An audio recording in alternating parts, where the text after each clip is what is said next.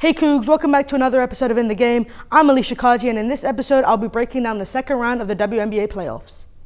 This year we have two high-intensity matchups with a repeat of last year's final taking place as the New York Liberty take on the Las Vegas Aces and the second and third ranked teams Minnesota Lynx taking on the Connecticut Sun. The New York Liberty were the victors of a 4-game series against the former champions. It started in New York with the Liberty taking games 1 and 2 on their home court.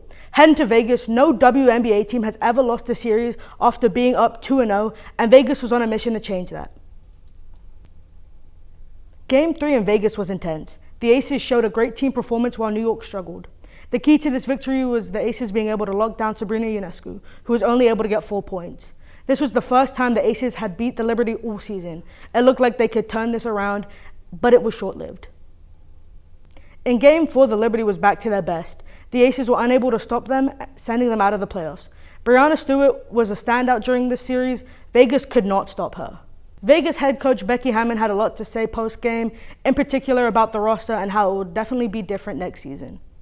The series between the Lynx and the Sun was very back and forth, with Connecticut taking games 1 and 4 and Minnesota taking games 2 and 3. Both teams were playing with something to prove, with Connecticut appearing in the finals 4 times but never winning one, and Minnesota having not been in the finals since 2017. Both teams were solid on both sides of the ball, with Marina Mayberry having a huge impact in Game 1, giving them a slight edge to win 73-70. Game 2 was also very close, but Minnesota was able to take the win, beating the Sun 77-70. In Game 3, Defensive Player of the Year Napheesa Collier was unstoppable. After a very disappointing shooting game from her in Game 2, she turned it around, snagging 26 points. The Lynx won Game 3 90-81. Game 4 was much of the same back and forth, with Natisha Hiedeman hitting an outrageous buzzer beater, closing the first half. In the second half, Minnesota wasn't playing well and Connecticut capitalized.